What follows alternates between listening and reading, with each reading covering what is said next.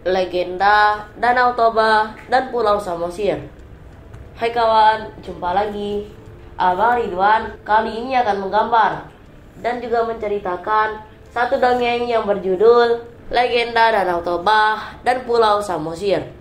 Destinasi wisata Danau Toba yang terletak di Sumatera Utara. Ukurannya yang sangat besar membuat Danau Toba menjadi danau terbesar di Indonesia dan danau vulkanik terbesar di dunia. Selain dikenal dengan ukuran dan keindahannya, Danau Toba juga populer dengan legendanya. Legenda Danau Toba tak terlepas dari pulau yang berada di tengahnya, yaitu Pulau Samosir. Bagaimanakah kelanjutannya? Sebelum ke alur ceritanya, pastikan untuk mensupport kita ya, dengan cara like, komen, subscribe, dan nyalakan loncengnya juga ya. Kita langsung ke alur ceritanya ya. Di sebuah lembah daerah Sumatera, hiduplah seorang petani bernama Toba. Dia seorang petani yang sangat rajin. Namun sayang, pada suatu ketika ia sedang kelaparan. Hasil kebunnya tidak berhasil. Karena lapar, maka Toba pergi memancing di sungai. Lama sekali dia menunggu, hingga dia putus asa saat Toba memutuskan untuk pulang. Tiba-tiba ada yang menarik umpannya. Toba kegirangan dan menarik pancingnya. "Wah, ada ikan besar," seru Toba. Benar saja, di ujung kailnya tersangkut ikan besar bersisik emas. Toba segera membawa ikan besar itu untuk dimasak di rumah. Sesampainya di rumah, Toba kecewa sebab kayu bakarnya telah habis. "Yah, tidak ada kayu bakar di sini. Sebaiknya aku akan mencari kayu bakar di ladang sekarang," kata Toba. Kemudian ikan itu pun diletakkan di dalam baskom dan Toba pergi mencari kayu bakar ke ladang. "Aku akan makan enak hari ini," seru Toba sambil membawa kayu bakar ke belakang rumahnya. Api sudah mulai menyala. Namun saat Toba hendak mengambil ikan itu, alangkah terkejutnya sebab ikan itu sudah lenyap. Yang ada justru berkeping-keping uang emas. "Hah, di mana ikanku tadi? Dan itu uang siapa?" kata Toba yang kebingungan. Namun saat Toba membuka pintu kamar, alangkah terkejutnya dia. Seorang perempuan tinggi sampai dengan rambut panjang sedang menyisir rambutnya di depan cermin. Wah, alangkah menawannya perempuan ini.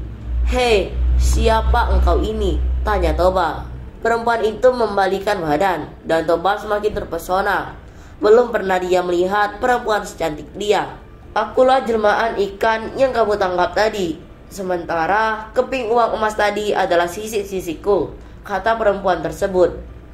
Perkataan perempuan tersebut membuat Toba bingung, tak percaya. Sebaliknya, perempuan itu pun tersenyum melihatnya. "Aku dikutuk oleh dewa menjadi ikan. Tapi berkat engkau, kutukan itu hilang. Mari kita ke dapur, akan kumasakan kamu makanan. Kamu pasti lapar kan?" tanya perempuan itu. Toba akhirnya hanya menurut ketika perempuan itu mengajaknya ke dapur. Dengan cekatan, perempuan itu segera menyiapkan makanan. Toba sangat takjub dengan kehebatan perempuan itu di dapur. "Seandainya dia ini jadi istriku," ujar Toba dalam hati. Namun rupanya si perempuan itu bisa membaca keinginan hati Toba. "Aku mau jadi istrimu, tapi aku punya satu syarat," kata perempuan itu. "Katakan apa syaratnya jika kita menikah nanti?" tanya Toba. Setelah selesai makan, Toba sangat terkejut mendengar syaratnya. "Jangan pernah mengungkit asal mulaku sebagai seekor ikan. Aku tidak akan menanggung akibatnya jika kamu melanggarnya," jawabnya. Toba menyanggupinya karena baginya itu syarat yang mudah. Toba dan perempuan itu akhirnya menikah. Ini yang membuat Toba semakin bekerja keras di ladang untuk mencukupi kebutuhan mereka sehari-hari. Tak lama kemudian, Toba dan sang istri dikaruniai seorang anak.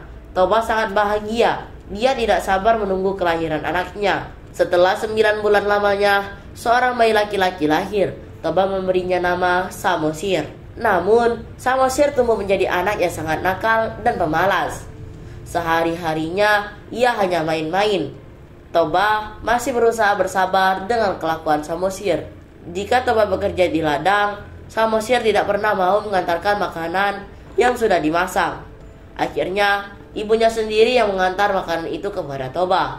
"Istriku, kamu jangan terlalu memanjakan anak kita. Jika terus dimanjakan, Samosir malah jadi tambah nakal," kata Toba.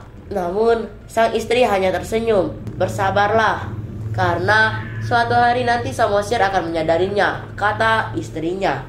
"Aku sudah cukup bersabar, tapi kesabaran itu akan ada batasnya," ujar Toba. Suatu hari, istri Toba membujuk anaknya untuk mengantar makanan ke ladang. Semula, Samosir tidak mau, namun sang ibu terus membujuknya. Akhirnya, Samosir menuruti keinginannya. "Baiklah, nanti aku akan antar makanan ini untuk ayah," kata Samosir. Namun di tengah jalan, Samosir malah bermain bersama teman-temannya.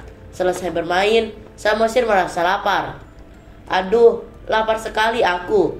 Oh iya, aku makan saja makanan ini, hehe," kata Samosir sambil membuka makanan yang harusnya diantarkan untuk sang ayah. Samosir hanya menyisakan sedikit makanan, padahal di ladang, Toba tidak sabar menunggu makanan yang tidak kunjung datang. Dia sudah sangat lapar, apalagi tidak sempat sarapan karena banyak sekali pekerjaan yang dilakukannya hari ini.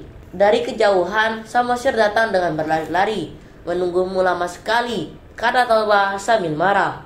Samosir tidak menjawab dan langsung memberikan rantang berisi makanan. Betapa terkejutnya Toba, sebab hanya menemukan sisa makanan yang sedikit sekali. "Kamu sudah makan makanan ayah ya?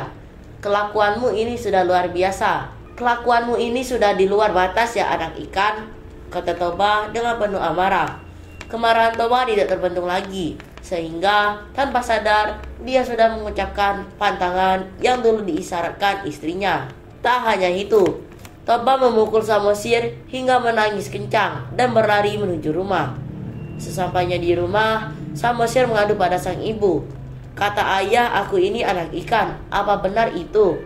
kata Samosir sambil menangis. Istri Toba sangat sedih karena Toba telah mengungkit asal-usulnya meski hanya ke anaknya.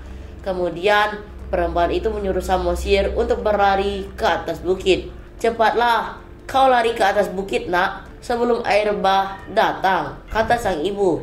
Walaupun kebingungan, tanpa panjang lebar, Samosir menuruti keinginan ibunya. "Baik, mah," kata Samosir yang menurut. Tak lama kemudian, segeralah langit berwarna gelap dan petir menyambar-nyambar. Tiba-tiba air bah muncul dari arah sungai. Istri Toba itu tiba-tiba meloncat ke dalam air bah dan seketika menjadi ikan kembali. Toba yang bekerja di ladang terkejut karena tiba-tiba air bah datang. "Air apa itu?" tanya Toba. Namun Toba tidak sempat melarikan diri, sehingga hanyut dan tenggelam dalam air bah. Segera saja air bah menggenangi seluruh lembah dan hanya menyisakan pucuk bukit di tengahnya. Di bukit itu Samosir bersembunyi.